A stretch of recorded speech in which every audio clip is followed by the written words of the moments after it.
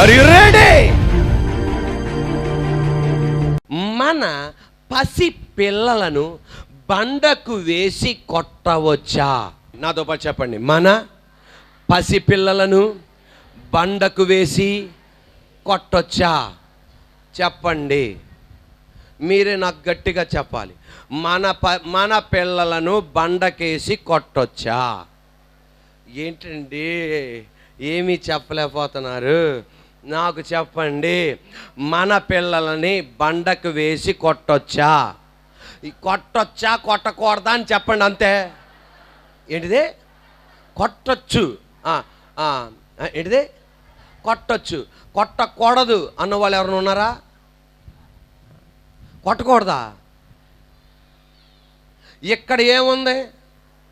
కీర్తన 137:9. నాతో పాటు చెప్పండి. నీ పసిపిల్లలను పట్టుకొని వారిని బండకు వేసి కొట్టువాడు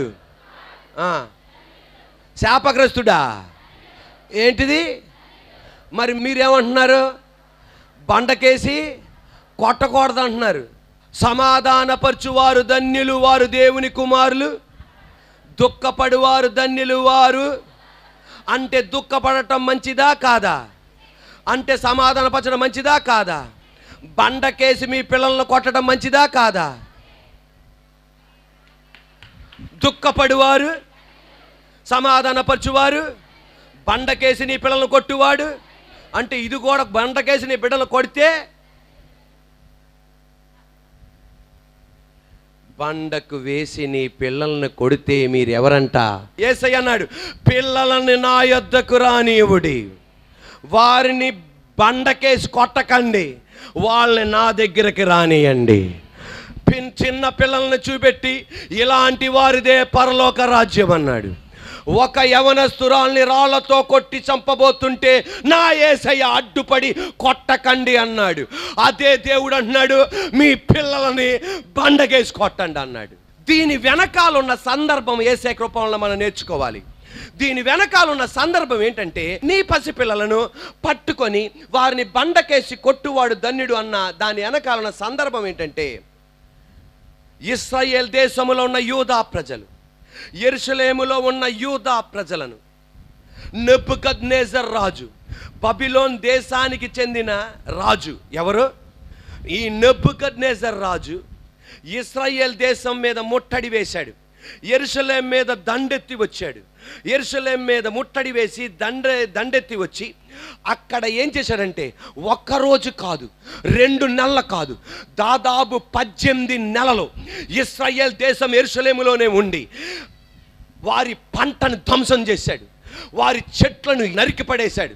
వాళ్ళ పంటను పాడు చేశాడు. వాళ్ళ యొక్క స్త్రీలను పాడు చేశాడు. పురుషులను బయట తీసుకొచ్చాడు. పెద్దవాళ్ళని చంపాడు. అడ్డొచ్చిన వాళ్ళని చంపేస్తున్నాడు. బాగా బలవంతులను, జ్ఞానులను, సామర్థ్యులను పక్కకు పెట్టేస్తున్నాడు. వీళ్ళకి పనికి రారన్న వాళ్ళని చంపేస్తున్నాడు. ఇటువంటి సందర్భాన్ని ఎవరు చూస్తున్నారు తెలుసా? ఎల్కేజీ చదువుతున్న పిల్లలు, యూకేజీ చదువుతున్న పిల్లలు, 5వ క్లాసు, 4వ క్లాసు, 3వ క్లాసు, 2వ క్లాసు, 1వ క్లాసు చదువుతున్న పిల్లలు వాళ్ళ అమ్మ నాన్నలను, వాళ్ళ అన్నయ్యల్ని, తమ్ముళ్ళను ఇంత భయంకరంగా హింసిస్తుంటే వాళ్ళు కళ్ళు తెరిచి, నోరు తెరిచి ఏంటా ఇలా చేస్తున్నారని వాళ్ళు అలా చూస్తూ ఉన్నప్పుడు నెబుకద్నెజర్ రాజు యొక్క సైన్యం వాళ్ళకి ఒకటి గుర్తుకొచ్చింది. ఈ పిల్లలు మన చూస్తున్నారు, వీళ్ళు పెద్దోళ్ళు అయితే మన మీద పగపడతారు, అందువలన వీళ్ళని మనం చంపేయాలని చెప్పి ఆ పిల్లల్ని తీసుకొని ఏం చేసేవాళ్ళంటే, ఇటు పక్కన గోడలుండే ఈ పిల్లల్ని తీసుకొని మన సరిహద్దుల గోడ ప్లాస్టరింగ్ చేసి చాలా శుభ్రంగా ఉంటుంది. అది అలా కాదు, రాళ్ళతో ఒక రాయి పైన పేర్చుంటుంది. అందువల్ల పిల్లల్ని తీసుకొని లాగి రాళ్ళకేసి కొట్టేవాళ్ళు, మళ్ళీ పిల్లల్ని తీసుకొని లాగి రాళ్ళకేసి కొట్టేవాళ్ళు, నేలకేసి కొట్టేవాళ్ళు. ఇది చూసిన తల్లిదండ్రులు వేదన కలిగి ఆ ఆళ్ళ మీద పడుతుంటే వాళ్ళు ఈటతో తల్లిదండ్రులు పొడిచి చంపేసేవాళ్ళు. అంత భయంకరంగా టార్చర్ చేసి ఇశ్రాయేల్ దేశం నుండి బబిలోన్ దేశానికి కాలి నడకన తీసుకొచ్చారు. అంటే ఇప్పుడు కాలంలో ఇశ్రాయేల్ దేశం నుండి ఇరాక్కి తీసుకొచ్చారు, ఇశ్రాయేల్ దేశం నుండి బబిలోన్కి. అంటే అప్పుడు కాలంలో బబిలోన్ అనేవాళ్ళు, ఇప్పుడు ఏంటిది ఇరాక్ తీసుకొచ్చారు. ఎంత వేదన ఉంటుందో చూడండి ఆ తల్లిదండ్రుల మనసులో, ఎంత దుఃఖం ఉంటుందో చూడండి ఆ తల్లిదండ్రుల మనసులో, ఎంత వేదన ఉంటుందో చూడండి ఆ తల్లిదండ్రుల మనసులో. అంత వేదనతో వాళ్ళు బబిలోన్ దేశంలో గడుపుతుండగా అక్కడ ఉన్న బబిలోన్ దేశము సైన్యం, బబిలోన్ దేశపు అధికారులు ఆ బానిసగా వచ్చిన యూదా ప్రజలను చూసి, మీరు యెరూషలేములో పాటలు పాడేవాళ్ళు కదా, సియోనును జ్ఞాపకం చేసుకొని ఆ పాటలు మరలా పాడండి. మీరు పాడుతుంటే మేము ఆనందిస్తాం, మీరు పాడుతుంటే మేము ఉల్లసిస్తాం, పాడండి మీరు అనగానే ఎవరు పాడగలరండి? ఏమండి, రౌడీలు మీ ఇంటి మీద దాడి చేసి మిమ్మల్ని మీ పిల్లల్ని వాళ్ళ స్థావరాలను తీసుకెళ్ళిపోయి చర్చిలో శుక్రవారం ఆదివారం పాడతారే, వాటి కాలమున అన్నిటినీ ఆ పాట పాడండి, మీరు పాడితే మేము ఆనందిస్తాం. నడిపించు నానావా పాడతారే, మీరు పాడితే మేము ఆనందిస్తాం, మీరు పాడితే మేము ఆనందిస్తాం. రోషం కలిగిన క్రైస్తవుడు అని పాడతారే, మీరు పాడితే మేము ఆనందిస్తాం. నువ్వు ఉంటే నాకు చాలు అన్న పాట మాకు చాలా ఇష్టం, మీరు పాడితే మేము ఆనందిస్తాం అంటే నువ్వు పాడగలవా? చెప్పండి, మీరు పాడగలరా? బబిలోన్ దేశములో ఆహవా నది పక్కన కూర్చొని, ఆ నదుల పక్కన కూర్చొని అప్పుడు వాళ్ళు ఏమన్నారు తెలుసా? మేము ఏమని పాడాలి దేవా, ఎలా పాడాలి దేవా, ఏమని పాడాలి, మేము ఏమని పాడాలయ్యా అని దేవుణ్ణి ప్రశ్నిస్తున్నారు. కీర్తనల గ్రంథం 137 1, 2, 3, 4 వాక్యాలు నాతో పాటు అందరు నాతో పాటు చెప్పండి. బబులోను నదుల యొద్ద కూర్చుండి ఉన్నప్పుడు మనము సియోనును జ్ఞాపకము చేసుకొని ఏడ్చుచుంటిమి, వాటి మధ్యనున్న నిరవంజి చెట్లకు మన సితారాలు తగిలించితిమి, అచ్చట మనలను చెరగొన్నవారు ఒక కీర్తన పాడుడి అనిరి, మనలను బాధించిన వారు సియోను కీర్తనలలో ఒక దానిని మాకు వినిపించుడి అని మన వలన ఉల్లాసము గోరిరి. అన్యుల దేశములో, గట్టిగా అన్యుల దేశములో యెహోవా కీర్తనలు మనం ఎట్లు పాడుదము అంటున్నారు. దేవా, మేము ఎలా పాడతామయ్యా, ఏమని పాడాలయ్యా, మా వలన కావట్లా. అన్యుల దేశములో ఈ పాటలు పాడటం మా వలన కావట్లా. మా హృదయం అంత మండిపోతుంది, అంత కోపంగా ఉంది, అంత ద్వేషంగా ఉంది, ఎలా పాడాలయ్యా? అయినా ఆమెనండి, అయినా బట్ కానీ వాళ్ళు నీ పాటలు అడిగారు గనక మేము పాడతామయ్యా. వాళ్ళు ఎగతాళి చేయడానికి, వాళ్ళు మమ్మల్ని నిందపరచడానికి ఒకవేళ అడిగినా పర్వాలా, వాళ్ళు అడిగారు గనక ఇంత వేదనలో మేము పాడబోతున్నాం, ఇంత వేదనలో నిన్ను స్తుతించబోతున్నాం, ఇంత వేదనలో నిన్ను గణపరచబోతున్నాం. ఆ పాట చరణం చూడండి. 5వ వాక్యం నుండి పాట ఆరంభించారు నాతో పాటు. యెరూషలేమా, పాట ఆరంభమైంది. Are you ready? గట్టిగా, యెరూషలేమా నేను నిన్ను మరిచిన ఎడలా, హల్లెలూయా. యెరూషలేమా నేను నిన్ను మరిచిన ఎడలా అంటే దానికి అర్థం ఏంటి తెలుసా? దానికి అర్థం ఏంటంటే యెరూషలేము అంటే 4 గోడలు మాత్రమే కాదు, చుట్టూ ఉన్న పట్టణం మాత్రమే కాదు. యెరూషలేములో దేవుని మందిరం ఉంది, యెరూషలేములో మందసం ఉంది, యెరూషలేములో దేవుని సన్నిధి ఉంది.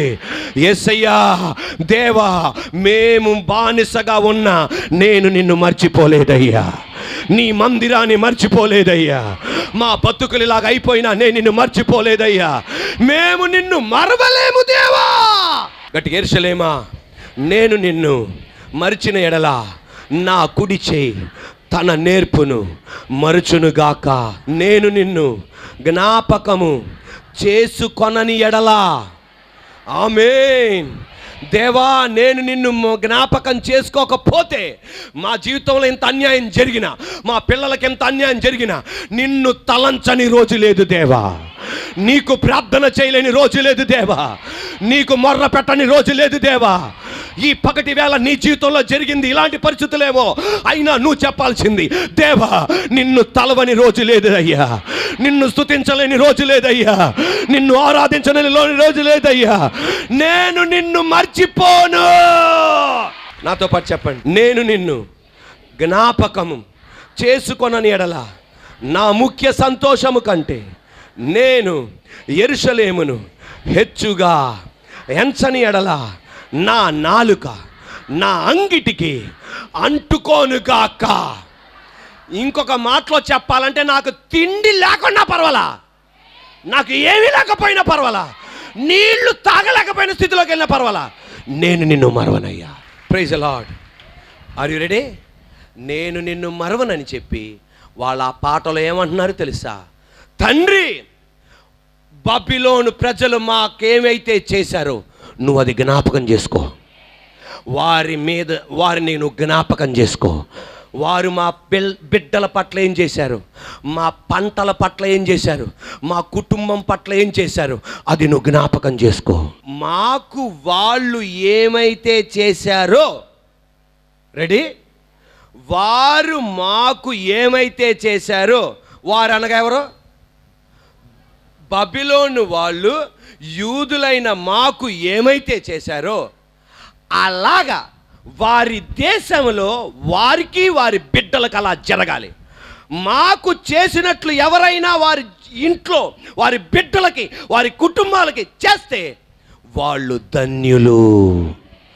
మా బిడ్డల్ని ఎలాగైతే రాళ్ళకేసి కొట్టారో వారి పిల్లల్ని అలా రాళ్ళకేసి కొడితే, నీ పసి పిల్లలను రాళ్ళకేసి కొడితే వారు ధన్యులు. ఎవరి పిల్లల్ని? నీ పిల్లల్ని కాదు, బబిలోను పిల్లల్ని, నీ పసి పిల్లల్ని. ఎందుకంటే నా పిల్లల్ని అలా కొట్టారు కనుక నీ పసి పిల్లల్ని అలా బండకేసి కొడితే వారెవరు? ధన్యులు. అంటే నీ పిల్లల్ని కొట్టకూడదు. Praise the Lord. హల్లెలూయా. వాళ్ళు చెప్పేది are you ready? Are you ready? ఈ ప్రార్థన మనం చెయ్యొచ్చా? ఇలాంటి పాటలు మనం పాడొచ్చా? ఆ వ్యక్తి నా బిడ్డ జీవితాన్ని పాడు చేశాడు, ఆ పురుషుడు నా బిడ్డ జీవితాన్ని పాడు చేశాడు, ఆ వ్యక్తి మా వ్యాపారాన్ని పాడు చేశాడు, అందుకే ఇలాగైంది, వాళ్ళకు కూడా అలా జరిగించు దేవా అని మనం ప్రార్థన చేయొచ్చా? గట్టిగా చెప్పండి. అది ధర్మశాస్త్ర యుగం. పంటికి పన్ను, కంటికి కన్ను, చెవికి చెవి, కాళ్ళకు కాళ్ళు, ప్రాణానికి ప్రాణం, హత్యకు ప్రతి హత్య. కానీ ఇప్పుడు మనం ఉన్నది కృపా సత్యములు కలిగిన, కనికరం చూపెట్టే, కృప చూపెట్టే దేవుని దగ్గరికి వచ్చాం. మనం చేయాల్సింది, వాళ్ళు చెడు కోసం చేసిన నా బిడ్డల బతుకులు అది మంచిగా మార్చు దేవా. దుష్టత్వం కోసం చేసిన మేలు కొరం మార్చు దేవా.